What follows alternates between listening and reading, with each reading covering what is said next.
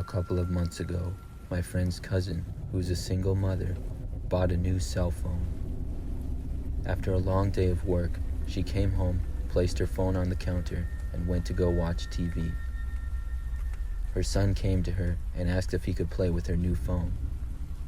She told him he could, but not to call anyone or mess with text messages, and he agreed. At around 11:20 at night, she was drowsy, so she decided to tuck her son in and go to bed. She walked to his room and saw that he wasn't in there. She then ran over to her room to find him sleeping in her bed with the phone in his hand. Relieved, she picked her phone back up from his hand to inspect it. Browsing through it, she noticed some minor changes, such as a new background and things like that. Then she opened up her saved pictures. She began deleting the pictures he had taken, until only one new picture remained. When she first saw it, she was in disbelief.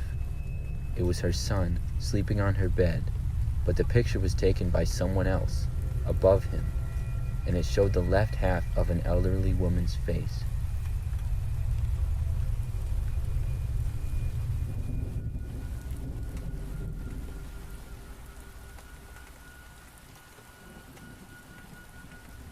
A couple of years ago, my best friend Chloe and I were riding our skateboards around neighborhoods. It was raining, and we decided to go ding-dong ditch some people. We rode past this one house, and Chloe said, "Let's do this one. There's a car and the lights are on." I told her that the people in this neighborhood are older and might not want to be bothered this late because it was 11:30 at night. She kept asking till I eventually agreed to do it. We walked up the driveway, which had a car parked in it, and I rang the doorbell. Then we hit on the side of the house. There was no answer. Chloe then rang it and hid with me, but again there was nothing. After about a minute, I went again, and right as I rang it, a man who looked to be in his 40s swung the door open. I looked at Chloe and screamed for us to run. We sprinted like an Olympic medalist over to our skateboards. We rode away out of breath but laughing. I turned around and noticed that the car that was in the driveway was gone. I got Chloe's attention and she looked. She noticed the car being gone as well. Both of our laughs faded to horrified looks because we did not hear a car leave. We didn't even see the lights. There had been a car in the driveway when we walked up, and now it was completely gone. We walked back out to the street. As we turned around, we saw a car going down the street. It was speeding down straight towards us. Chloe said to hide in the alleyway behind the bushes.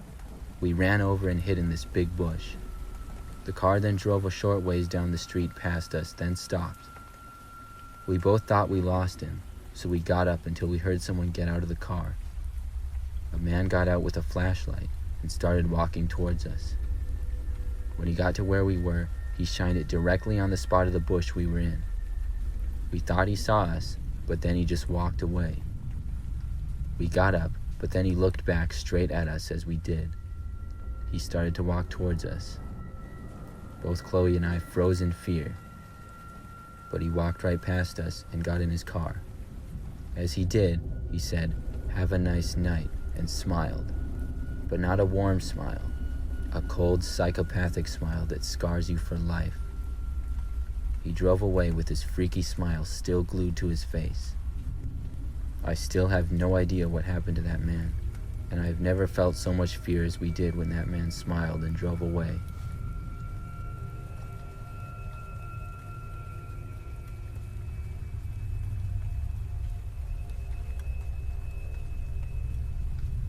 I'm a female, and my name is Katie. This story took place when I was 14. Me and my friend, let's call her Angie, were walking home from the store, something we always do when we get together and hang out. It was a cold November night. Her house was on the other side of the neighborhood of mine, so we split up behind the Safeway.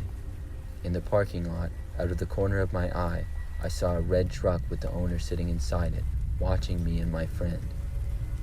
I didn't think anything of it. We turned the corner and started walking our separate ways. Then I saw the truck again, in front of me this time. The driver and I made eye contact. He looked to be in his mid-30s. From the way I had to go to get home, I crossed in front of the truck. He smiled and nodded his head at me in a really creepy way, sending shivers down my spine. As I got to the other side of the sidewalk, I heard him pull up behind me. I didn't turn around and just walked faster. Shortly after that, a car pulled in front of me, stopping me. "Excuse me," a woman said as she got out of the car. She looked like she could be in her early 20s. I called back yes to her, making my way across the street. I saw my friend coming in our direction as well. I gave her a nervous look as she shrugged her shoulders. The lady then said, "I just wanted to let you girls know that the red truck right there has been following you ever since you turned that corner." I felt my heart stop. I turned around and looked at the truck. The man was now pulled over and had gotten out, slowly walking around as if inspecting his tires. He kept looking in my direction here and there, sending a boiling rage down my spine. From where he was parked on the street, he was turned in an auto repair shop, where you would only turn if you wanted to get your car worked on. The lady then asked if there was anyone I could call to come pick me up. My friend said to call her dad. She pulled out the phone, and her dad picked up instantly. I heard him talk to her on the speakerphone. My friend explained the situation to her dad, and asked him to come pick us up. He said he would be right there. Then we thanked the lady who told us. She said she would wait with us until my friend's dad got there, and her dad arrived about 2 minutes later. He got out, ushering us into his truck. We then quickly pointed out the red truck that was following us, and he snapped a picture of the license plate. Then he talked with the lady, her explaining what happened. The truck then took off, seeing my friend's dad flip him off. After I was dropped off at home, I told my mom everything that happened. Me and my 13-year-old sister both got bottles of pepper spray that Christmas. I don't know what that man's plans were, but I'm glad we made it home.